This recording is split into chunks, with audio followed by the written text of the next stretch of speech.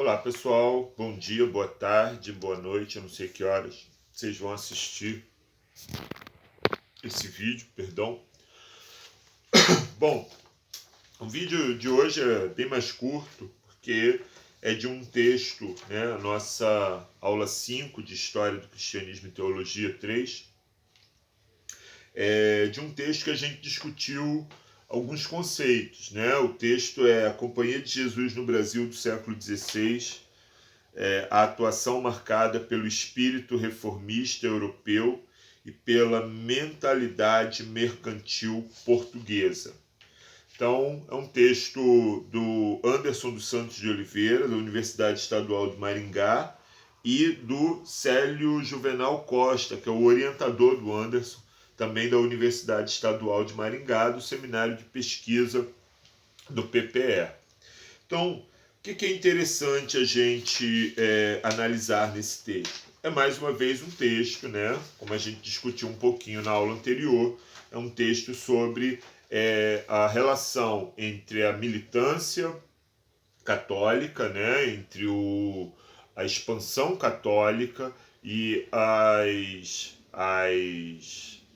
ambições colonialistas, mercantilistas de Portugal no século XVI. Esse é o recorte, a gente vai falar basicamente de Península Ibérica, né?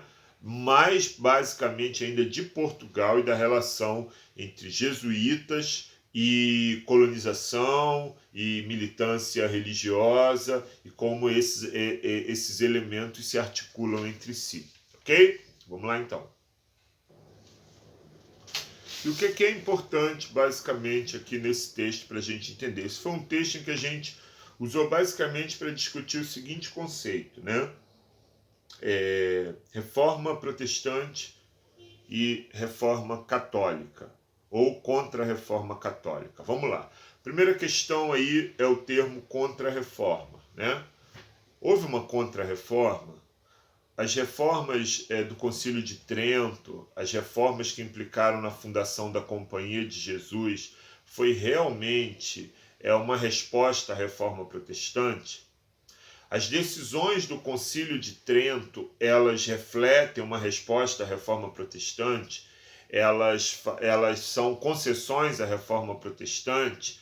Até que ponto, ao invés de fazer concessões aquilo que era exigido pela reforma, a igreja, ao invés disso, ela afirma mais ainda algumas posições que já eram bem mais antigas, posições que já eram muito tradicionais. Então, primeira coisa, a resposta para essa questão, ela vai ditar a maneira como a gente reconhece esses movimentos católicos do século XVI que culminaram no Concílio de Trento, que foram reforçados pelo Concílio de Trento. Vamos lá. Primeira coisa que a gente precisa estabelecer aqui é o conceito de reforma protestante, né? O que é a reforma protestante? Primeiro, a reforma protestante é um movimento, né, que não começa ali exatamente em Lutero, ele já era um movimento anterior, que tinha a ver com a insatisfação de muitas camadas populares com o clero, de muitas camadas populares com a Igreja Católica. Essa insatisfação, porque veja, você imagina o Lutero lá lendo o livro de Romanos, aquela visão clássica que a gente tem, né? Parece que ele leu o livro de Romanos e Deus chegou e falou com ele de que ele deveria lá desenvolver as 95 teses e colocar, né, lá na Catedral de Wittenberg. Então você tem sempre essa coisa clássica, essa coisa iluminada, né, essa coisa religiosa, mística. E a gente esquece de pensar o Lutero como um ser humano, vivendo os conflitos da sua época, lendo o livro de Romanos, pensando nos conflitos da sua época, nos conflitos do seu tempo, na incompetência do clero secular, na corrupção da igreja, na questão das indulgências, no enriquecimento da igreja em face de uma pobreza quase que universal no mundo. Então, quando você pensa nisso, você percebe aí que o Lutero, ele é um homem do seu tempo, ele é um camarada que ele está pensando a vida a partir do seu tempo, a partir dos conflitos do seu tempo. Não é um negócio assim, estava tudo bem, a igreja estava lá, todo mundo feliz, satisfeito. aí de repente vem o Lutero e fala assim, isso aí está tudo errado, vocês não podem vender indulgência, vocês não podem enriquecer cada vez mais às custas da miséria dos outros.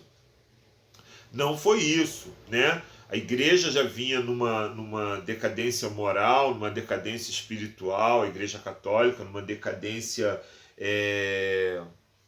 até de organização, né? Você tem, a partir do Concílio de Trento, você tem uma nova organização da igreja, a igreja se torna mais organizada. Então a igreja já vinha enfrentando problema natural, inclusive da maioria das religiões, né? Você precisa de constantes reformas, de constantes ajustes. Então, primeira coisa, desmistifica-se esse movimento, né? A reforma protestante, ela surge, ela acontece num contexto onde ela era necessária. Ela nem é uma reforma protestante, ela é uma proposta de reforma da Igreja Católica. Essa proposta de reforma não encontra eco nas esferas de poder da Igreja. Há pontos ali que são muito importantes para a Igreja, para que a Igreja ceda. Mas, ao mesmo tempo, a Igreja estava também num processo reformista. Esse processo reformista era algo presente no século XVI, a Igreja Católica. Então vamos lá, vamos estabelecer algumas coisas aqui. A Igreja Católica, quando ela faz a reforma, ela segue as exigências da reforma protestante? Ela se transforma de acordo com a expectativa da reforma protestante? Não. A contra-reforma, ela é pautada pela reforma protestante? Também não. A contra-reforma é uma resposta à reforma protestante no que diz respeito a uma perda de popularidade da igreja? Sim e não. Sim, por quê? Sim, porque é óbvio que a igreja perde quando os principados europeus eles abraçam a reforma protestante. É óbvio que a igreja tem diversas ameaças. É óbvio que a igreja sofreu com a reforma inglesa, por exemplo, que é muito importante, né? Com a perda de terras, com a perda de riquezas. É óbvio que a igreja sofreu com a perda de fiéis. Mas não, porque essa perda não foi tão significativa assim, né? Então, sim e não. Não dá pra gente cravar que isso foi o que originou ou o que motivou as reformas católicas, né? Então, é pensar isso, é pensar nesses conceitos. Se não é uma contra-reforma, se não é uma resposta à reforma protestante, então a gente não vai chamar de contra-reforma, a gente vai chamar de reformas católicas. Porque contra-reforma, quando eu digo a Igreja Católica ela fez uma contra-reforma, eu estou dando protagonismo, na verdade, à reforma protestante. Eu estou dizendo que a Igreja Católica se movimentou para responder às questões da reforma protestante. E por que eu digo que não foi exatamente isso? Porque, por exemplo, algumas coisas que a reforma protestante ela reivindicava, algumas pautas da reforma protestante foram solenemente ignoradas pela contra-reforma e outras foram reafirmadas pela reforma católica. Por exemplo, a questão da Bíblia como autoridade, né? O Concílio de Trento, que acontece entre 1545 e 1545 e 1563. Eu confiro data porque professor de história não é calendário, né? Então dou sempre uma olhada aqui para conferir as datas. Então o Concílio de Trento, que acontece aqui, né? Ele responde a essas questões. Ele, por exemplo, a questão da Bíblia como única autoridade, né? Sola Escritura, como vai dizer os reformadores. A igreja não afirma isso. A igreja continua afirmando que a Bíblia é uma das autoridades espirituais para conduzir os fiéis, mas que as tradições da igreja também representariam uma autoridade sobre a vida dos fiéis. Ou seja, a Bíblia não é a única autoridade, né? Nós, batistas, costumamos dizer que a Bíblia é a nossa única regra de fé e prática, e nem sempre isso é verdade, né, gente?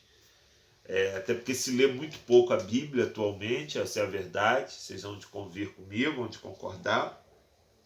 Mas a questão aí, por exemplo, a igreja continua dizendo que até hoje é assim, né? As tradições, elas são tão importantes quanto a Bíblia. E dá para entender isso. Dá para entender isso.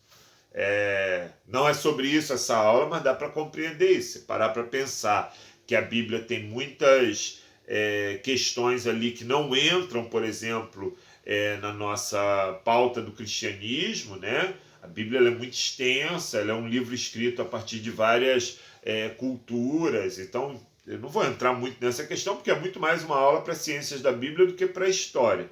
Mas dá para entender que a tradição acaba sendo um elemento nivelador, as tradições católicas, um elemento nivelador para a compreensão das escrituras. Ou seja, o que eles reafirmam em Trento é não dá para seguir todas as escrituras. Não dá para ser o único elemento de autoridade sobre o cristão, porque a Bíblia, obviamente, vai ter muitas coisas com as quais, inclusive, a igreja evangélica não concorda. Por mais que isso pareça estranho, mas essa é a pura verdade, né?